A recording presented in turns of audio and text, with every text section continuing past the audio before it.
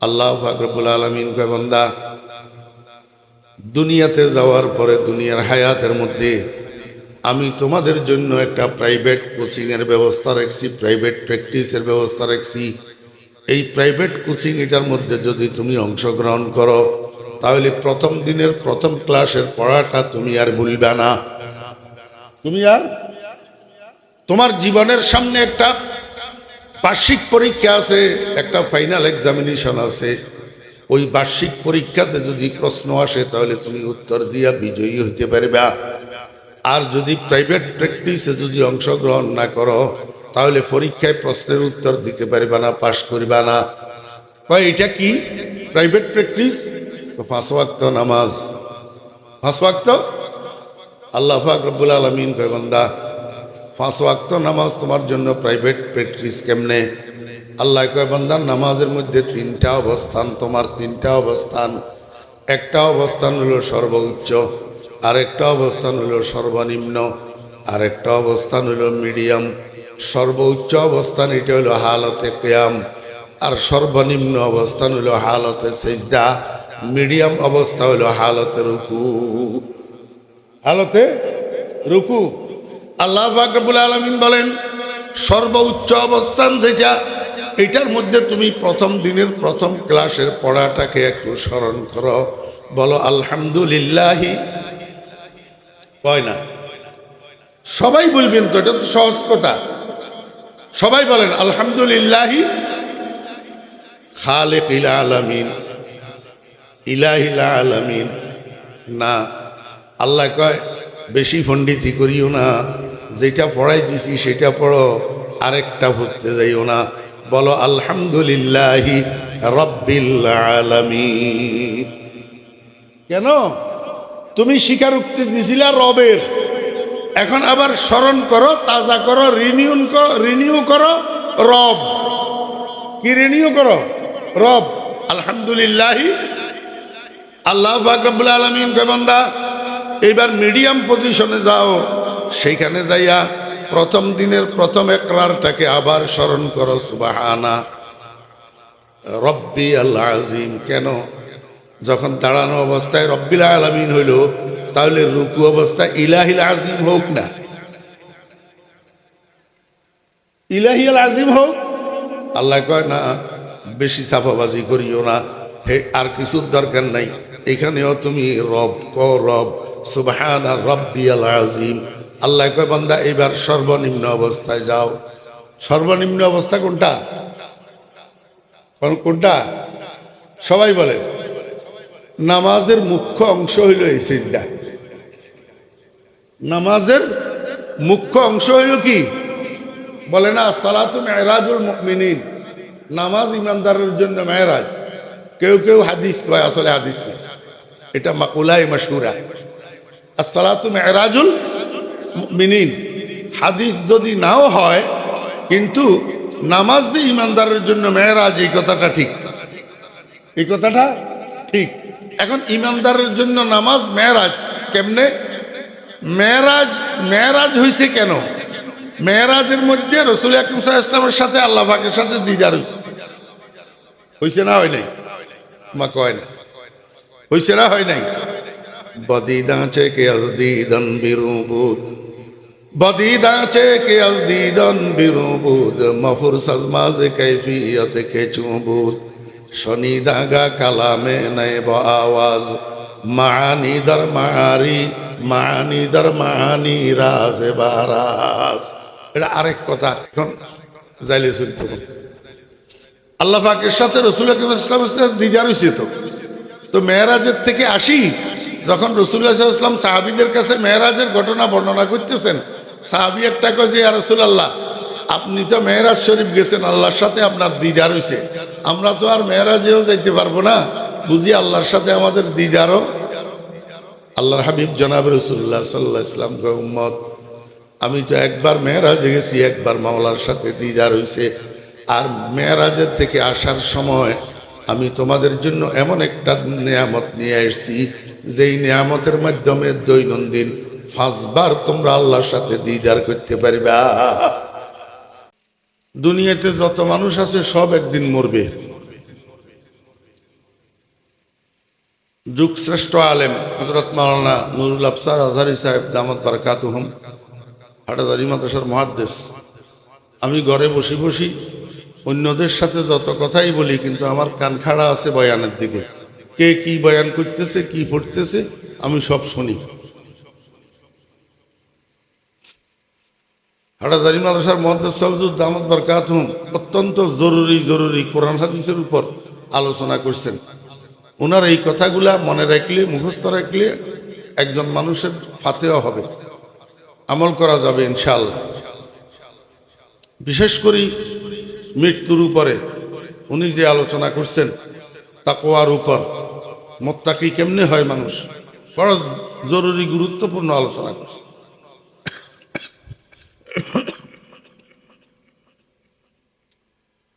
যত মানুষ আছে পৃথিবীতে আমরা সবাই একদিন মরব, কোনো সন্দেহ নাই। তো মৃত্যুশয্যায় শায়িত হইলে সেখানে মানুষ দুই ভাগ। মৃত্যুশয্যায় মানুষ কয় ভাগ? দুই ভাগ। এক ভাগ ইমানদার আর এক ভাগ বেঈমান। এক ভাগ ইমানদার আর এক ভাগ বেঈমান। ইমানদার মানুষ যখন মৃত্যুশয্যায় আসে তখন আজরাইল ইসলাম রুহু নেওয়ার জন্য আসে না। আজরাইল ইসলাম রুহু নেওয়ার জন্য আসে যে আজরাইল ইসলামের অরিজিনাল আকৃতিতে। আজরাইল একটা ফেরেশতা, তো ফেরেশতাদের একটা অরিজিনাল বডি আছে না, অরিজিনাল আকৃতি আছে না, এই অরিজিনাল আকৃতিতে রুহু নেওয়ার জন্য আসে। তো আজরাইল ইসলামের আকৃতি বিশাল আকৃতি, মানুষের জন্য রীতিমতো একটা ভয়ঙ্কর চেহারা। হঠাৎ চোখ পড়লে আজরাইলের চেহারার উপর যেই কেউ মানুষ আটকে উঠবে, ওরে বাপরে এটা কি। তো মৃত্যুশয্যায় আজরাইল ইসলাম যখন রুহু নেওয়ার জন্য আসে তখন মৃত্যুশয্যায় শায়িত মৃত্যুপথযাত্রী মানুষটা ভীত সন্ত্রস্ত হইয়া যায়, ভয় পাইয়া যায়। এই সময়ের মধ্যে এখনো রুহু বাহির হয় নাই। আমার সর্দির কারণে একটু গলা মোটা, আগের আওয়াজে আর আজকের আওয়াজে একটু বেশ কম না? আপনারা একটু কষ্ট করি মনোযোগ সহকারে যদি না শুনেন তাহলে কথা বোঝা যাবে না। রুহু এখনো বাহির হয় নাই, এখনো জিন্দা না মরছে, এখনো জিন্দা। এই টাইমের মধ্যে আরেকজন ফেরেশতা আসমান থেকে আসি ওই মৃত্যুপথ যাত্রী মানুষটার শয্যা পাশে বসে। বুঝে থাকলে বলুন তো, ইমানদারের না বেঈমানের? ইমানদারের। বেঈমানের না, ইমানদারের শয্যা পাশে বসে। বসে কি কয় ওই মৃত্যুপথ যাত্রী মানুষ, ভাই স্টেজে চা আছে না, আনলে একটু আনেন তাড়াতাড়ি, আমার গলা খারাপ তো, মাঝে মাঝে ঘন ঘন চা খাইতে। ফেরেশতা এটাই মৃত্যুপথ যাত্রী মানুষ এটাকে বলে, ওই মৃত্যুপথ যাত্রী মানুষ, আল্লাহ তাখাফু, তুমি ভয় করিও না। আজরাইলের চেহারা, সুরত, আকৃতি যত ভয়ঙ্কর হোক এতে তোমার কোনো অসুবিধা নাই, তুমি ভয় পাইও না, তুমি ভয় পাইও না। ওয়ালা তাহজানু, তুমি পেরেশান হইও না, তুমি টেনশন করিও না। ওয়া আবিশিরু, অল্প অল্প দিও। ওয়া আবিশিরু, তুমি সুসংবাদ গ্রহণ করো, বিল জান্নাতিল্লাতি কুনতুম তুআদুন, ওই জান্নাতের সাথে যেই জান্নাতের সম্পর্কে তোমাদেরকে প্রতিশ্রুতি দেওয়া হয়েছিল। আল্লাহ যে তোমাদেরকে জান্নাত দেওয়ার প্রতিশ্রুতি দিছিল, সেই জান্নাতের সুসংবাদ গ্রহণ করো। অর্থাৎ তোমার কিসের ভয়, তোমার কিসের টেনশন? তোমার তো দুনিয়ার মানুষে এক কবরের মধ্যে মাটি চাপা দিয়ে আসার সাথে সাথে তোমার কবরটা জান্নাতের বাগান, জান্নাতের বাগান। তাহলে আর তোমার টেনশন কিসের? বুঝতে থাকলে বলুন তো, এই কথাটা রুহু যাওয়ার আগে না পরে? রুহ যাওয়ার আগে, এখনো মরে নাই। জিন্দা থাকতে ফেরেশতা একটা আসি বলবে, আল্লাহ তাখাফু, ভয় করিও না, ওয়ালা তাহজানু, পেরেশান হইও না, ওয়া আবশিরু বিল জান্নাতিল্লাতী কুনতুম তুআদুন, এবং প্রতিশ্রুত জান্নাতের সুসংবাদ গ্রহণ করো। আমি আপনাদেরকে একটু জিজ্ঞাসা করি, এই মৃত্যুর আগে, রুহু যাওয়ার আগে এই সুসংবাদটা, এই অভয় বাণীটা আপনারা সবাই পাইতে চান? কে কে চান হাত উঠান, আল্লাহ কবুল ফরমান। এই সুসংবাদটা পাওয়ার জন্য দুইটা কাজ করতে হবে। কয়টা কাজ? আল্লাহ পাক বলেন, ইন্নাল্লাযীনা ক্বালু রাব্বুনাল্লাহ, ওই সমস্ত মানুষ যারা বলছে, আয় আকাররু, যারা একরার করছে, স্বীকারোক্তি দিছে যে আমার রব আল্লাহ, আমার রব আল্লাহ। এক নম্বর। দুই নম্বর, সুম্মাস্তাকামু, এবং এই একরারের উপর, এই স্বীকারোক্তির উপর সে মৃত্যু পর্যন্ত অটল অবিচল রইছে, অটল অবিচল রইছে। ডাইনি বামের কোনো ধাক্কায়, কোনো ঝড় তুফানে সে টলে নাই, এদিক সেদিক হয় নাই, আপন জায়গা থেকে বিচ্যুত হয় নাই, একরারের রুবুবিয়তের থেকে হটি যায় নাই। এই দুইটা কাজ। কয়টা কাজ? দুইটা কাজ। একটা হলো একরারের রুবুবিয়ত, আর একটা হলো একরারের রুবুবিয়তের উপরে ইস্তেকামত। এখন আমাদের কিছু বুঝার বিষয় আছে।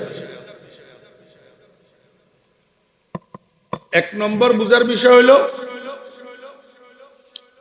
ইন্নাল্লাযীনা ক্বালু, নিশ্চয় ওই সমস্ত মানুষ যারা স্বীকার করলো, একরার করলো, রব্বুনাল্লাহ, আমার রব আল্লাহ। কোথায় স্বীকার করলো? এই একরারটা কোথায় হলো? আপনারা জানেন, আমি শুধু একটু স্মরণ করাই দিতেছি। আল্লাহ পাক আদম আলাইহিস সালাম সহ আদম আলাইহিস সালামের কোটি কোটি শত সহস্র কোটি সন্তান এখনো একজনেরও দুনিয়াতে পাঠায় নাই। আদম আলাইহিস সালাম কেউ পাঠায় নাই। এই শত সহস্র কোটি বনি আদমকে, আচ্ছা আমার একটু বলেন, কথায় কথায় আসছে মাঝখান দিয়ে বলি, বনি আদম অর্থ কি? কথা কয়। বনি আদম অর্থ আদমের সন্তান। তো বনি আদমের সন্তান যদি হয় তাইলে কি হয়? বনি আদমের সন্তান, রে বনি আদমের সন্তান, এটার অর্থ কি? আপনারা স্টেজে এত ওলামায়ে কেরাম বসা, কেউ খেয়াল করেন? একবার দুইবার নাকি?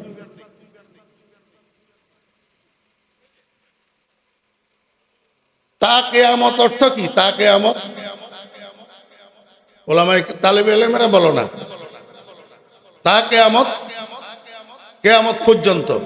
এখন আমি যদি বলি তা কিয়ামত পর্যন্ত, এটার অর্থ কি?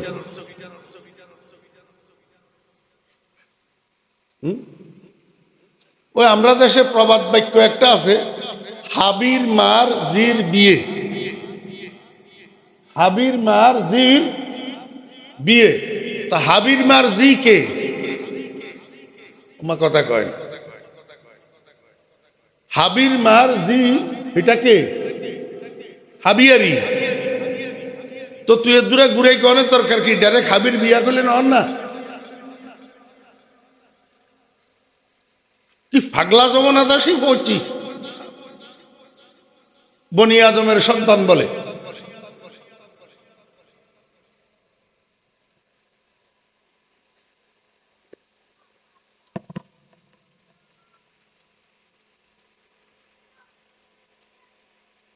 এখনো দুনিয়াতে কাউকে পাঠানো হয় নাই। এই শত সহস্র কোটি আদম সন্তান, আদম আলাইহিস সালাম সহ, এদেরকে নিয়ে আল্লাহ পাক একটা মহাসমাবেশ করছে।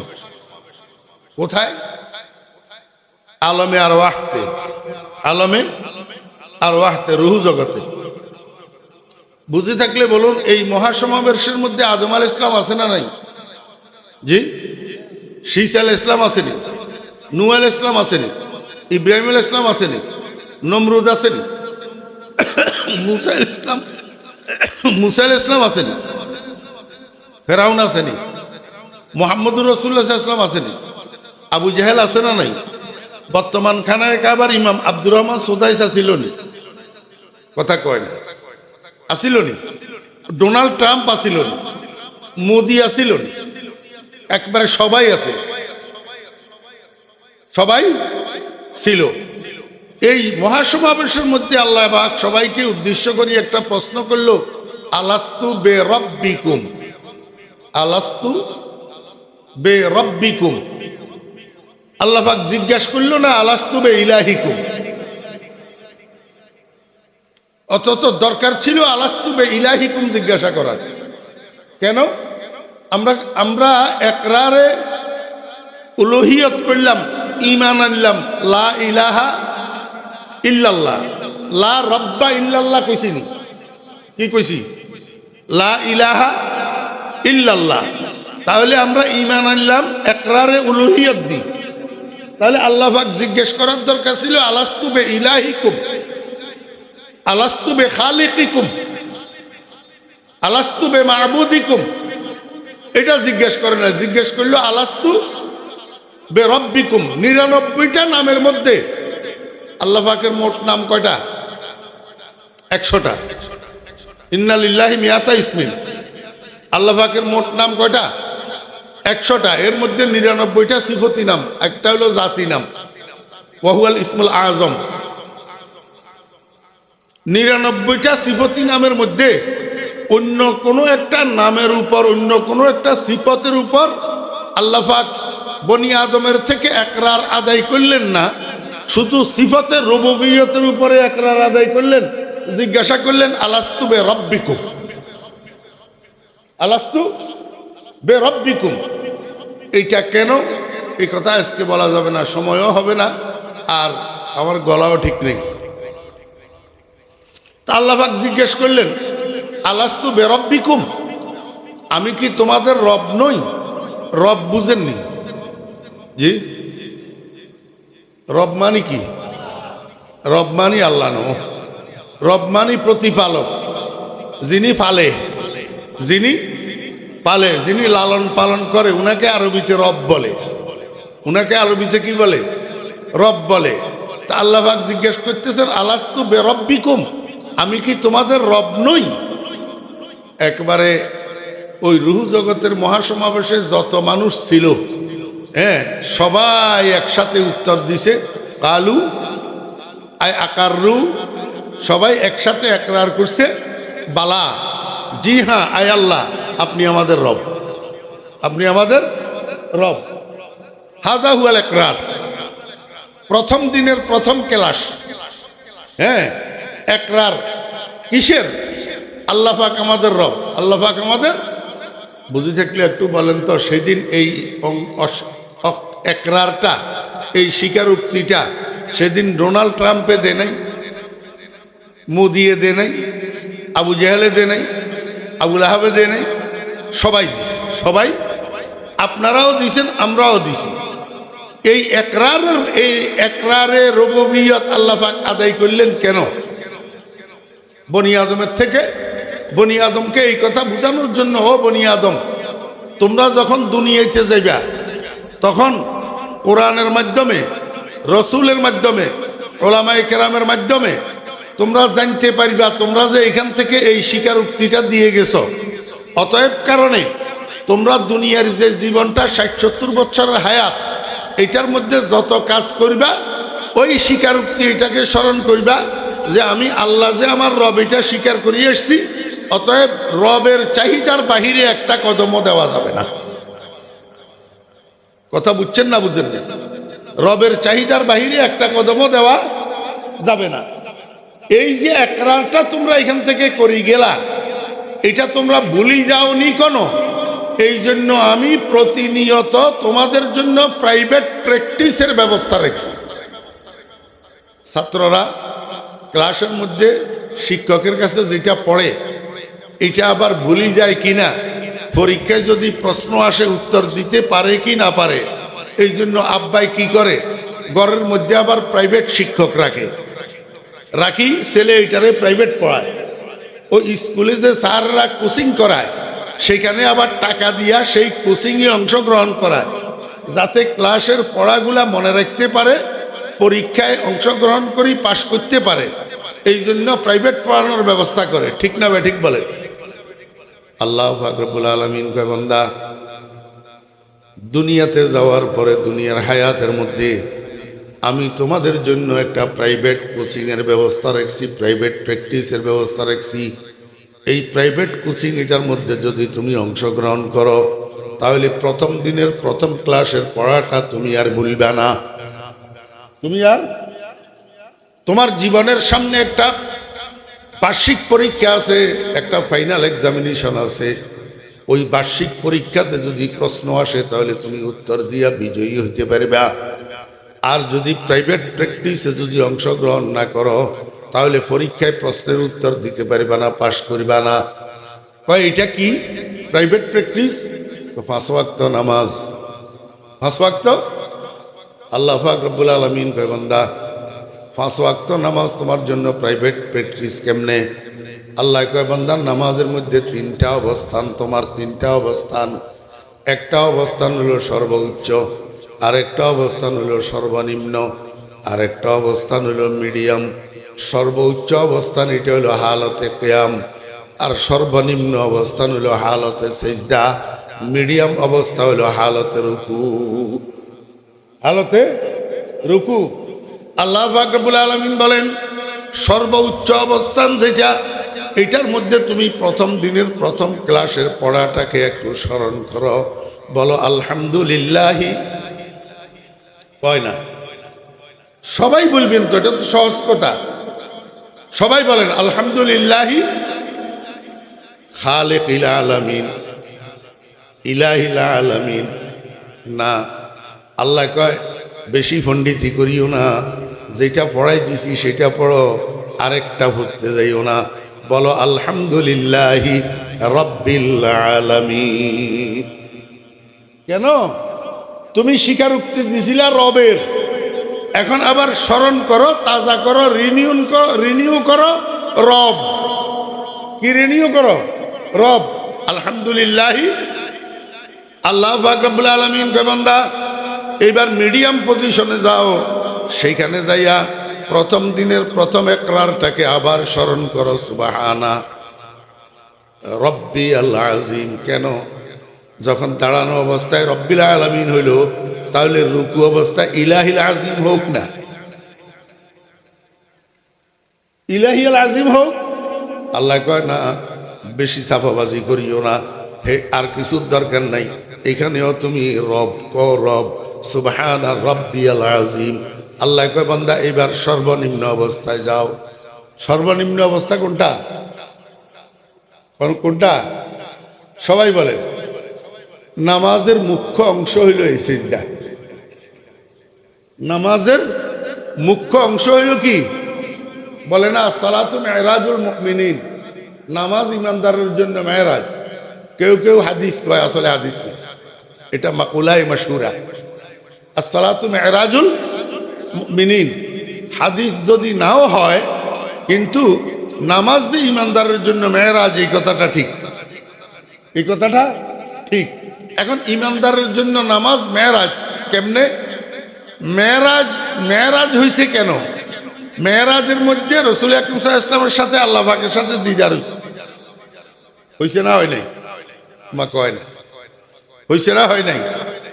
বদিদাঁচে কে আজদিদন বিরুবুদ, বদিদাঁচে কে আজদিদন বিরুবুদ, মফুর সাজমাজে কৈফিয়ত কে চুবুদ, শনি দাগা কালামে নেব আওয়াজ, মানি দর মানি রাজে বারাজ। এটা আরেক কথা। এখন যাইলে চলিত আল্লাহ পাকের সাথে রাসূল আকরাম সাল্লাল্লাহু আলাইহি ওয়াসাল্লাম দিদার হইছে। তো মেরাজের থেকে আসি, যখন রাসূলুল্লাহ সাল্লাল্লাহু আলাইহি ওয়াসাল্লাম সাহাবীদের কাছে মেরাজের ঘটনা বর্ণনা করতেছেন, সাহাবী একটা কয় যে ইয়া রাসূলুল্লাহ, আপনি তো মেরাজ শরীফ গেছেন, আল্লাহর সাথে আপনার দিদার হইছে, আমরা তো আর মেরাজেও যাইতে পারবো না, বুঝি আল্লাহর সাথে আমাদের দিদারও আল্লাহর হাবিব জনাব রাসূলুল্লাহ সাল্লাল্লাহু আলাইহি ওয়াসাল্লাম কয় উম্মত, আমি তো একবার মেরাজে গেছি, একবার মাওলার সাথে দিদার হইছে, আর মেরাজের থেকে আসার সময় আমি তোমাদের জন্য এমন একটা নিয়ামত নিয়ে এসেছি, যেই নিয়ামতের মাধ্যমে দৈনন্দিন 5 বার তোমরা আল্লাহর সাথে দিদার করতে পারবা। কয়বার? 5 বার। এই আল্লাহর সাথে নামাজের মধ্যে দিদার হওয়ার মাধ্যম হইল সিজদা। মাধ্যম কি? পটিয়ার হযরত মুফতি আজিজুল হক সাহেব রহমতুল্লাহ আলাইহির একটা কথার দ্বারা এটা প্রমাণিত হয়। মুফতি আজিজুল হক সাহেব রহমতুল্লাহ আলাইহি পটিয়ার মুফতি শাহুজুর রহমতুল্লাহ আলাইহি শেষ রাত্রে উঠি তাহাজ্জুদের নামাজ পড়ি, আল্লাহর দরবারে বসে বসে কান্দে, মাল ও দৌলত কি হাওয়াস দিল সে নিকাল, दिल को पुर अनवार कर ऐ जुल जलाल, दिल हो आए ना तेरी दीदार का, सर झुका कर देख लो तेरा जमाल। আপনারা তো পুরা পুরা বুঝতেছেন না সর্বসাধারণ ভাইরা, হযরত উলামায়ে কেরাম তালেবে ইলম ভাইরা বুঝতেছেন। ফটিয়ার মুফতি শাহুজুর কান্দে কি কই আল্লাহর দরবারে, হে আল্লাহ তুমি মাল দৌলতের মহব্বতটা আমার দিলের থেকে বাইর করে দিও। কারণ দুনিয়ার মহব্বত, মাল দৌলতের মহব্বত মানুষের কলবেরে আন্দা বানাই দেয়। মানুষের কলবেরে কি বানাই দেয়? আন্দা বানাই দেয়। এই জন্য মাল দৌলতের মহব্বত আমার দিলের থেকে বাইর করি, আমার কলবটাকে তুমি আলোকিত করে দাও। আমার কলবটাকে তুমি এমন স্বচ্ছ পরিষ্কার আয়নার মতো বানাইয়া দাও, আয়নার সামনে, পরিষ্কার আয়নার সামনে একটা মানুষ দাঁড়াইলে যেরকম ছবি দেখা যায়, আমি সেজদায় যাইয়া আমার পরিষ্কার কলবটার দিকে তাকাইলে যেন আমার কলবের আয়নার মধ্যে আমি আল্লাহকে দেখতে পাই। দিল হো আয়না তেরি দীদার কা, সর ঝুকা কর দেখ লো তেরা জামাল। নামাজের মুখ্য অংশ হইল সেজদা। মুখ্য অংশ কি? আমার ভাইয়ের আদুস্তাবাব, একজন মানুষের কলবের মধ্যে যেই বড় বড় রোগগুলা হয়, তোর মধ্যে সবচেয়ে বড় জঘন্যতম রোগের নাম হইল অহংকার। সবচেয়ে ঈমান বিধ্বংসী আর আমল বিনষ্টকারী রোগের নাম অহংকার। মালওয়ালাদের জন্য মালের অহংকার, এলেমওয়ালাদের জন্য এলেমের অহংকার, আমলওয়ালাদের জন্য আমলের অহংকার, ক্ষমতাওয়ালাদের জন্য ক্ষমতার অহংকার, গায়ের জোরওয়ালাদের জন্য গায়ের জোরের অহংকার। এক একজনে এক একটা অহংকার করে। আমার ভাইয়েরা, কলবের মধ্যে যত রোগ হয়, সবচেয়ে মারাত্মক রোগ হইল অহংকার। এই অহংকারের কারণে ইবলিসের গলায় কিয়ামত পর্যন্তের জন্য লায়ানতের ঘন্টা লাগিয়েছে। অহংকারের কারণে আল্লাহ কয়, বান্দা তোমার অহংকারটা দূর হওয়ার জন্য তুমি মরণের সময় একটা কলবে সালিম নিয়ে যেন মরতে পারো, কিয়ামতের ময়দানে আমার সামনে একটা কলবে সালিম নিয়ে যেন উঠতে পারো। এই জন্য দুনিয়াতে আমি তোমার জন্য কতগুলা মেডিসিন পাঠাইছি, তোর মধ্যে একটা মেডিসিন হইল 5 ওয়াক্ত নামাজ। এই 5 ওয়াক্ত নামাজ যদি তুমি কন্টিনিউ করো, এই 5 ওয়াক্ত নামাজকে যদি যত্ন করো, এই 5 ওয়াক্ত নামাজকে যদি খুশু খুজুর সাথে, মনোযোগিতার সাথে, একাগ্র চিত্তে 5 ওয়াক্ত নামাজ যদি আদায় করো, তাহলে তোমার মধ্যে আর অহংকার থাকবে না। অহংকার তোমার মধ্যে আর থাকবে না। কারণ তুমি আগেই তো সিলিন্ডার করলা। সারা দুনিয়ার সামনে এই কপালের দ্বারাই তোমার পরিচয় হয়, আর সেই কপালটারে তুমি নামাইতে নামাইতে নামাইতে নামাইতে একবার মাটিতে নিয়ে রাখলা, আর স্বীকার করলা সুবহানা রাব্বিয়াল আ'লা। আয় আল্লাহ, আমি বড় না, তুমি বড়র বড়, বড়র বড়, বড়দের বড়, তুমি অহংকারের মালিক। মাওলা, আমার কাছে অহংকার করার কিছু নাই, আমি মাথা নত করে দিলাম। ঠিক না বে? ঠিক বলেন আমার ভাইরা, দোস্ত, আহবাব, মুরব্বিয়ানে কেরাম। একজন মানুষের নামাজ যদি ঠিক থাকে, তার সেজদা যদি ঠিক থাকে, সেজদা যদি কন্টিনিউ হয়, সেজদা যদি যত্ন সহকারে করা হয়, খুশু খুজুর সাথে করা হয়, মনোযোগের সাথে সেজদা যদি করে, মনোযোগের সাথে সেজদার তসবিহগুলা যদি আদায় করে, ওই মানুষটার আল্লাহু আকবার ভদ্রতা আসবে, ওই মানুষটার মধ্যে নম্রতা আসবে, ওই মানুষটার মধ্যে সহনশীলতা আসবে। ওই মানুষটা কথার দ্বারা, কাজের দ্বারা কারো মনে কষ্ট দিতে পারবে না, কারো শরীরে আঘাত করতে পারবে না। তার কথার দ্বারা কেউ মনে আঘাত পাবে না, তার হাতের দ্বারা কেউ শরীরে আঘাত পাবে না। কারণ সে প্রকৃত নামাজি, নামাজি মানুষ নম্র হয়, নামাজি মানুষ ভদ্র হয়, নামাজি মানুষ সহনশীল হয়, নামাজি মানুষ পরোপকারী হয়। কিন্তু এখন তো আমরা আগের কাতারে নামাজ পড়ি, কিন্তু আমাদের কথায় আর কাজে শুধু অহংকার জরে। শুধু কি জরে? অহংকার জরে। এই অহংকার জরার কারণ হলো আমাদের সেজদা ঠিক হইতেছে, সেজদা ঠিক হইতেছে না। দোস্ত চলেন আল্লাহর কাছে দোয়া করি, আল্লাহ পাক আমাকেও আমরা সবাইকে যেন যত্ন সহকারে দাওয়ামের সাথে খুশু খুজুর সাথে সেজদা করার তৌফিক দান করেন। এই সেজদা ঠিক না থাকার কারণে আমরা নামাজের উপকারিতা যেটা সেটা পাই না। আমি আপনাদেরকে বুঝাইতে চাইছিলাম সর্বনিম্ন অবস্থান এই সেজদার অবস্থান। আল্লাহ কয় বান্দা দাঁড়ানো অবস্থায় কইলে আলহামদুলিল্লাহি রব্বিল আলামিন, রুকু অবস্থায় কইলে সুবহানা রব্বিয়াল আযীম। এখন সেজদায় যাইয়া আবার কও সুবহানা রব্বিয়াল আ'লা, সুবহানা রব্বিয়াল আ'লা। এক রাকাতে কয়বার হইল? কয়বার? 3 বার। রব রব রব এক রাকাতে 3 বার। এবার 32 রাকাতে কয়বার হইব হিসাব করেন তো চাই। 32 রাকাতে 96 বার। 32 রাকাতে আল্লাহ পাক রব্বুল আলামিন বান্দা দৈনিক 96 বার যদি তুমি রবের প্র্যাকটিস করো, দৈনিক 96 বার যদি তুমি তোমার একরারকে নবায়ন করো, একরারকে তাজা করো, একরারকে যদি তুমি স্মরণ করো, তাহলে মরণের পরে কবরে গেলে তোমাকে যেই 3টা প্রশ্ন করা হবে, এর প্রথম প্রশ্ন ফেরেশতা তোমাকে জিজ্ঞাসা করবে মান ইলাহুকা, মান খালিকুকা। আল্লাহ কয় এই ফেরেশতা খবরদার, এই যেখানে পড়া হয় নয় সেখান দিয়ে প্রশ্ন করিচ্ছা। ছাত্ররা যেখান দিয়ে পড়া হয় নয় সেখান দিয়ে প্রশ্ন করলে উত্তর দিতে পারবে না। যেটা পড়াই দিছি, যেটার উপরে প্র্যাকটিস হইতে সেটা প্রশ্ন কর। মান রাব্বুকা জিজ্ঞাসা কর। কি জিজ্ঞাসা কর? মান রাব্বুকা, ও মুর্দা বলো তোমার রবকে। এখন যেই মুর্দার সাথে প্র্যাকটিসের সম্পর্ক আছে, ক্লাসে তো সবাই পড়ছে, ক্লাসে সবাই পড়ছে, বালা সবাই বলছে, কিন্তু প্র্যাকটিস আসেনি। প্র্যাকটিস কি? 5 ওয়াক্ত নামাজ প্রতি রাকাতে 3 বার প্র্যাকটিস। এই প্র্যাকটিসের সাথে যার সম্পর্ক আছিল দুনিয়াতে, অর্থাৎ 5 ওয়াক্ত নামাজ পড়ছে, অটোমেটিক তার মুখ থেকে বাইর হবে রব্বি আল্লাহ। কি বাইর হবে? বেনামাজির মুখের থেকে। জি, এতে ক্লাসের ভিতরে আসিল অমনোযোগী। ক্লাসের ভিতরে কি আসিল? অমনোযোগী। এখন প্রাইভেট পড়ার বেলায় সে নাই, কোচিং করার বেলায় সেই নাই, সকাল বিকাল ঘরে পড়াশোনা করার বেলায় সে নাই। এখন পরীক্ষাতে প্রশ্ন আসছে হাতে, একটা প্রশ্নের উত্তরও তার জানা নাই, সে আনসার দিবে কিভাবে, উত্তর দিবে কিভাবে?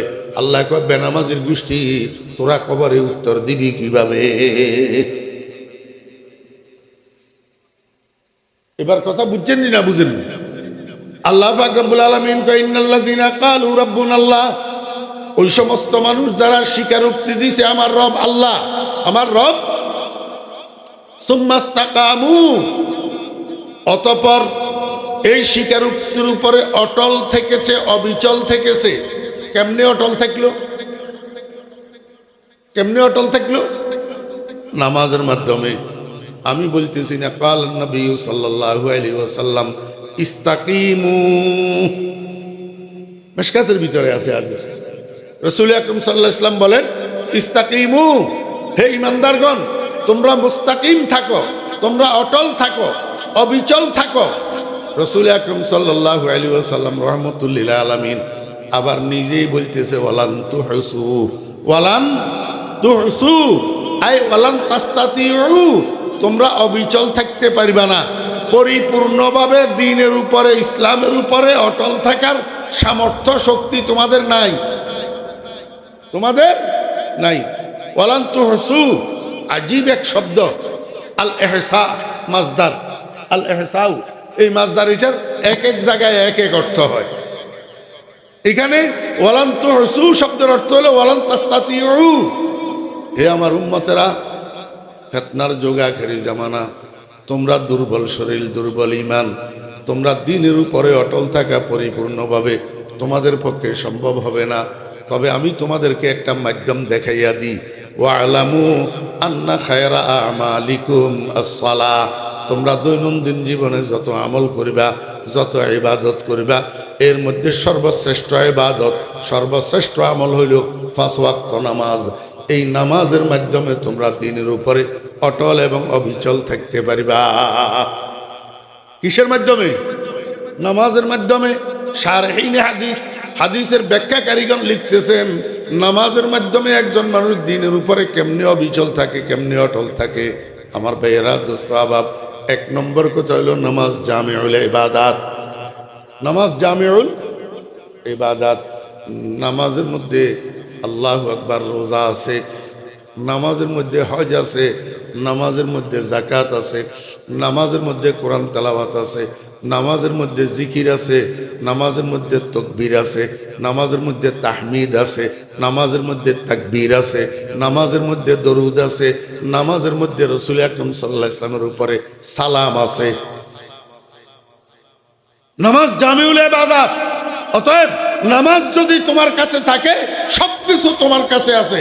নামাজ যদি তোর কাছে না থাকে, ও হতভাগা পোড়া কবাইল্লা, তোর কাছে কিচ্ছু নাই, তোর কাছে কিচ্ছু। নামাজি মানুষ আর বেনামাজি মানুষের মধ্যে পার্থক্য হইল, একজন বেনামাজির কপাল হিন্দু, কপাল হিন্দু, বেনামাজির নাক হিন্দু, বেনামাজির হাত হিন্দু, বেনামাজির হাঁটু হিন্দু, বেনামাজির পাও হিন্দু। এই অঙ্গগুলা হিন্দু হওয়ার মানি বেনামাজির গোটা শরীর হিন্দু। আর নামাজি মানুষের কপাল মুসলমান, নামাজি মানুষের নাক মুসলমান, নামাজি মানুষের হাত মুসলমান, নামাজি মানুষের হাঁটু মুসলমান, নামাজি মানুষের পাও মুসলমান। যেই অঙ্গগুলা দিয়ে একজন মানুষ নামাজের মধ্যে সিজদা করে, এই অঙ্গগুলা নামাজের দ্বারাই মুসলমানে পরিণত হয়। আর বেনামাজির অঙ্গগুলা সিজদা করে না, হরেশচন্দ্রের কপালেও সিজদা করে না, এতে মুসলমান নামের বেনামাজি হেতের কপালেও সিজদা করে না, হরেশচন্দ্রের অঙ্গগুলাও সিজদা করে না। এই জন্য হরেশচন্দ্রের অঙ্গগুলা হিন্দু, তুই মুসলমান নামের কলঙ্ক, তোর অঙ্গগুলাও সিজদা করে না। এই জন্য মুসলমান হইয়াও তোর অঙ্গগুলা হিন্দু, তোর অঙ্গগুলা কি হিন্দু। তুই যদি প্রকৃত মুসলমান হইতেছ, তাহলে তোর অঙ্গগুলা সিজদা করতে হবে, যাতে হিন্দুর থেকে পৃথকীকরণ হয়। বুঝাইতে পারি নাই দোস্ত? মুসলমান দুনিয়ার সব কিছুর মূল্য বুঝলা, নিজের মূল্য বুঝলা না। তোমার মধ্যে আর তোমার গ্রামের একটা হিন্দুর ছেলের মধ্যে পার্থক্য কি তুমি জানো নি? তোমার মধ্যে এবং তোমার গ্রামের একটা হিন্দুর ছেলের মধ্যে পার্থক্য কি? পার্থক্য হইল, ওই হিন্দুর বাগে কোরআন পড়ে নাই, তোমার বাগে কোরআন পড়ছে। আমার মুসলমান ভাইয়েরা, যুবক ভাইয়েরা, তরুণ ভাইয়েরা, মুসলমানের সন্তানেরা একটা কথা খুব ভালো করে বুঝেন। আপনার গ্রামে যদি একটা হিন্দুর ছেলে থাকে, তার নাম রমেশ বাবু, আপনি তারে যাইয়া বলেন না, এরে রমেশ, কুল হুয়াল্লাহু আহাদ, এই সূরাটা আমার একটু মুখস্থ শোনা। তো রমেশে কইব, কুল হুয়াল্লাহু আহাদ কোন জানোয়ারের নাম? আমি তো চিনি না। ঠিক না বে ঠিক কর? ওই হরেশচন্দ্রের হোলা রমেশ বাবু কুল হুয়াল্লাহু আহাদ পারেনি, এক কথা কয় না।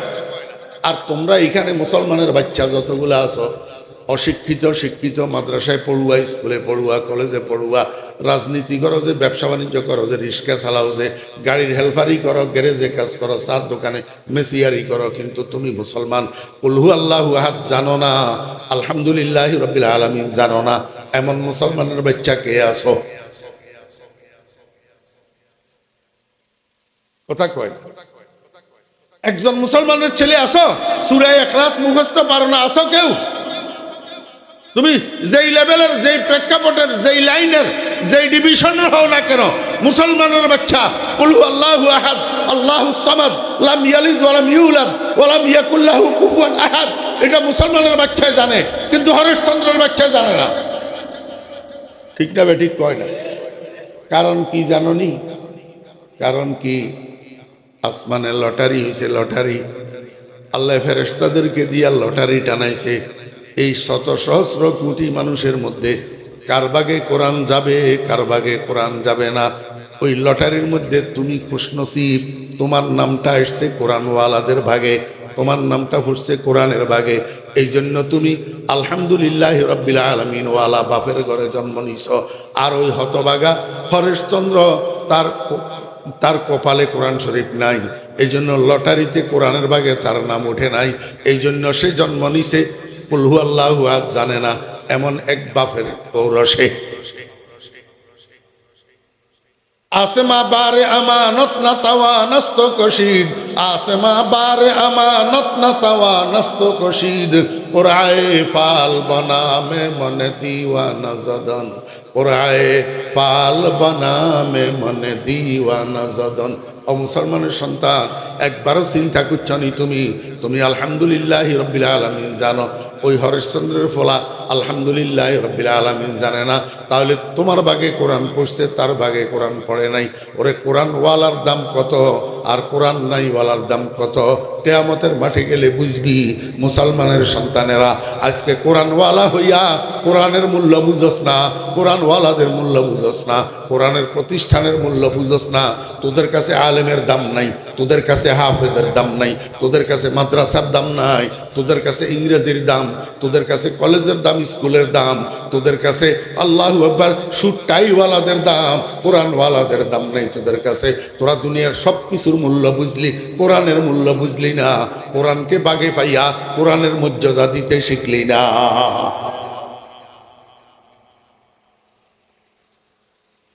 আমার ভাইরা দোস্ত আহবাব, নামাজ জামিউল ইবাদাত, এই জন্য নামাজ যদি আপনার কাছে থাকে, আপনার কাছে সব কিছু আছে, আর নামাজ যার কাছে নাই তার কাছে কিছু নাই।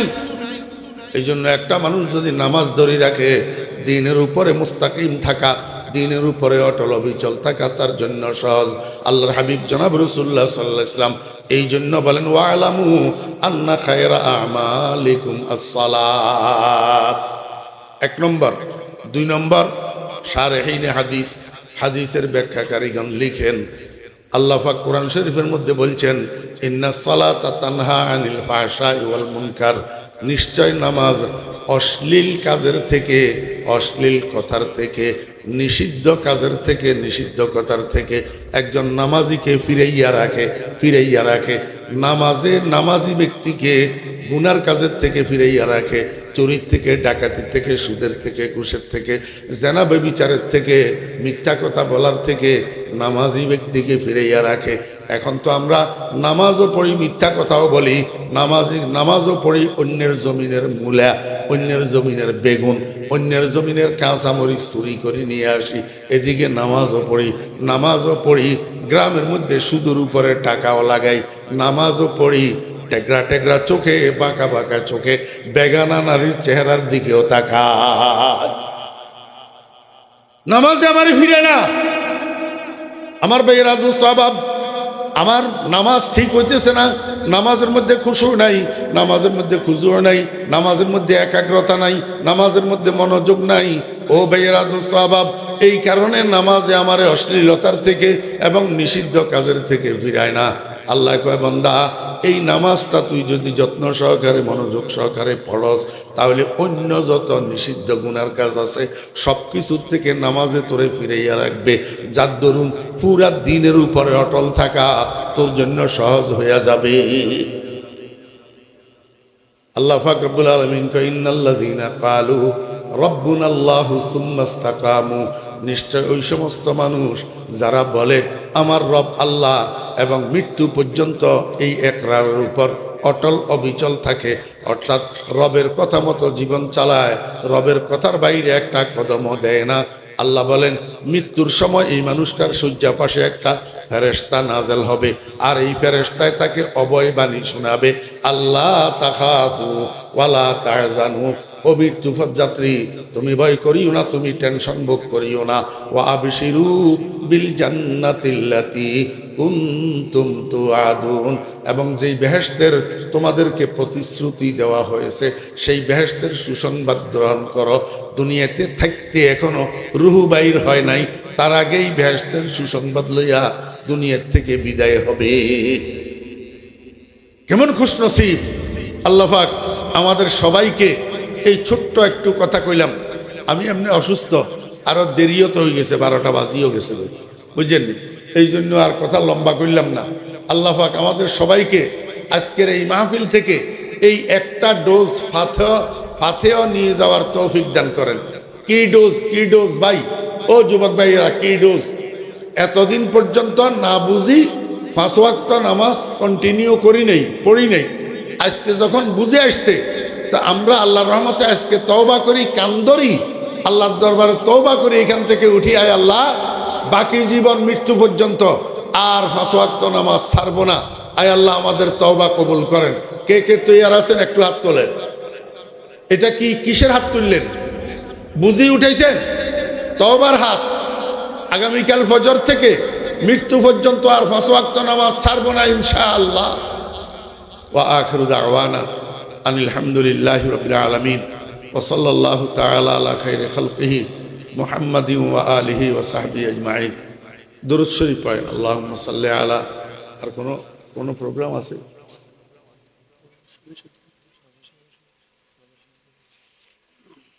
اللهم صل على محمد وعلى آل محمد كما صليت على إبراهيم وعلى آل إبراهيم إنك حميد مجيد اللهم بارك على محمد وعلى آل محمد كما باركت على إبراهيم وعلى آل إبراهيم إنك حميد مجيد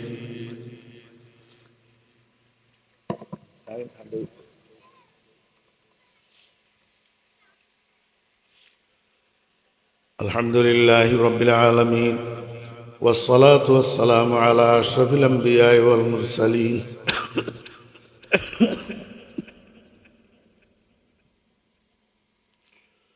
ربنا ظلمنا أنفسنا وإن لم تغفر لنا وترحمنا لنكونن من الخاسرين ربنا هب لنا من أزواجنا وذرياتنا قرة أعين وجعلنا للمتقين إماما رب ارحمهما كما ربياني صغيرا اللهم يا فاطر السماوات والأرض أنت ولينا في الدنيا والآخرة توفنا مسلما وألحقنا بالصالحين اللهم اجعل خاتمتنا بالخير اللهم اجعل خاتمتنا على الإيمان اللهم اجعل خاتمتنا على العمل الصالح اللهم اجعل خاتمتنا على سنة حبيبك اللهم اجعل خاتمتنا على كلمة التوحيد بقول لا إله إلا الله يا الله يا أرحم الراحمين আজকের এই মাহফিলটাকে কবুল ফরমান। ইয়া আল্লাহ, শুরু থেকে শেষ পর্যন্ত যত আলোচনা হয়েছে ভুল ত্রুটিগুলা মাফ করে দেন। ইয়া আল্লাহ, সহি কথাগুলাকে আমাদের সকলের জন্য আমলের জরিয়া বানান, নাজাতের উসিলা বানান। ইয়া আল্লাহ, খাস করি আজকের মাহফিল যারা আয়োজন করেছেন, আয় আল্লাহ কতগুলা তালেবে ইলম, সেই সাথে এলাকার কিছু মুসলমান ভাইয়েরা, আল্লাহ সবাইয়ের কোরবানিগুলাকে কবুল ফরমান, মেহনতগুলাকে কবুল ফরমান, দান সদকাগুলাকে কবুল ফরমান। আল্লাহ এর বিনিময়ে আল্লাহ সবাইকে জাযায়ে খায়ের দান করেন। আয় আল্লাহ, খাস করি যে তালেবে ইলম ভাইয়েরা এই ইন্তজাম করেছেন, আল্লাহ উনাদের প্রত্যেককে আলেমে হাক্কানি রব্বানি বানান। আয় আল্লাহ ইলমে নাফে দান করেন। আয় আল্লাহ ইস্তেদাদে ইলমি দ্বারা নওয়াজি দেন। ইয়া আল্লাহ, ইয়া আল্লাহ প্রত্যেককে ইলমি ইস্তেদাদ দান করেন। ইয়া আল্লাহ ইলমি ফিকির দান করেন। ইয়া আল্লাহ, ইয়া আল্লাহ ইলমের সাথে সাথে আমল দান করেন। ইয়া আল্লাহ, ইয়া আল্লাহ আমরা আপনার গুনাহগার বান্দা, এই গভীর রজনীতে আপনার দরবারে খালি খালি দুইখানা হাত উঠাইছি। মাওলা, আমাদের হাতগুলা খালি ফেরত দিয়েন না, সবগুলা হাত আপনার রহমতের দ্বারা ভর্তি করে দেন। ইয়া আল্লাহ, এই মাহফিলের মধ্যে হযরত নানুপুরি হুজুর রহমতুল্লাহ আলাইহি ফয়ুজাত জারি করে দেন। আল্লাহ ভটিয়ার হযরত মুফতি শাহ হুজুর রহমতুল্লাহ আলাইহি ফয়ুজাত জারি করে দেন। আল্লাহ, আল্লাহ ডোলকলুর হুজুরের ফয়ুজাত জারি করে দেন। মাওলা, আল্লাহ আমার মুর্শিদ হযরত মাওলানা শাহ জমির উদ্দিন নানুপুরি রহমতুল্লাহ আলাইহি ফয়ুজাত मुझे ईमा बजा है शेख आलम सुल्तान अहमद वली बासखा दे।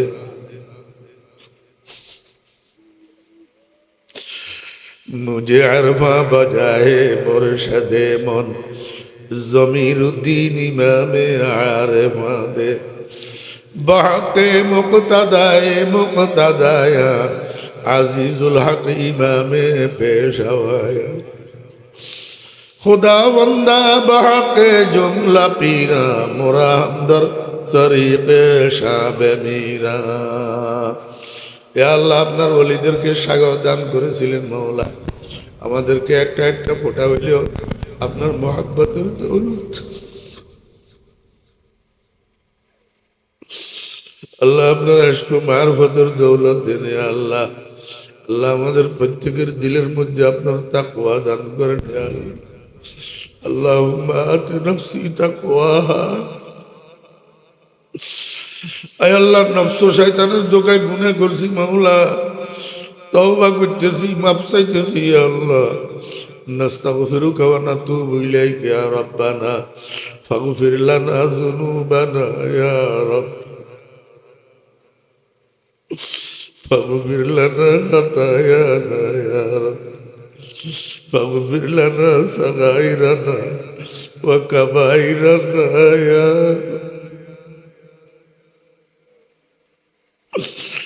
إن تغفر اللهم تغفر جما وأي عبد لك لا ألما। يا الله এই মাহফিলের উসিলায় এলাকার উপরে রহমত নাজিল ফরমান। ইয়া আল্লাহ, ইয়া আল্লাহ, এলাকার সমস্ত কবরস্থানগুলোর মুর্দেগানের কবর আযাব মাফ করে দেন। ইয়া আল্লাহ, আল্লাহ পর্দার আড়াল থেকে যে সমস্ত মা বোনেরা বয়ান শুনতেছেন, দোয়ায় শরীক হইতেছেন, আল্লাহ আমার ওই সমস্ত মা বোনদের জীবনের গুনাহগুলা মাফ করে দেন। আয় আল্লাহ, মনের নেক কামনা বাসনা পূরণ করে দেন। সমস্ত মা বোনদেরকে নেককার দিনদার পর্দা নসিব বানাইয়া দেন। ইয়া আল্লাহ, ইয়া আল্লাহ, আপনার হাবিবের সদকা আমাদেরকে সেহত ও আফিয়ত দান করুন, আমাদের বিবি বাচ্চাদেরকে সেহত ও আফিয়ত দান করুন। আল্লাহ, যত মানুষ অসুস্থ আছে সবাইকে সেহত ও আফিয়ত দান করেন। আয় আল্লাহ, আপনার হাবিবের সদকা দোয়া দরখাস্ত কবুল ফরমান। আপনার হাবিবের দরবারে কোটি কোটি দরুদ ও সালামের হাদিয়া পৌঁছান। ওয়া সাল্লাল্লাহু তাআলা আলা খায়রি খালকিহি মুহাম্মাদিন ওয়া আলিহি ওয়া সাহবিহি আজমাইন। আয় আল্লাহ, এই মাহফিলের জন্য প্রবাস থেকে যে সমস্ত ভাই বন্ধুরা সাহায্য সহযোগিতা করেছেন, আয় আল্লাহ, এই এলাকার যত ভাইয়েরা প্রবাসে জীবনযাপন করতেছেন, আল্লাহ প্রবাস জীবনে সবাইকে আপনার কুদরতের হাতে হেফাজত করেন। আল্লাহ, রোগ ব্যাধির থেকে, বিপদ মুসিবত থেকে আল্লাহ হেফাজত করেন। আল্লাহ, সমস্ত প্রবাসী ভাইদের কামাই রুজির মধ্যে বরকত দান করেন। ইয়া আল্লাহ, ربنا تقبل منا إنك أنت السميع العليم وتب علينا إنك أنت التواب الرحيم وصلى الله تعالى على خير خلقه محمد وآله وصحبه أجمعين برحمتك يا أرحم الراحمين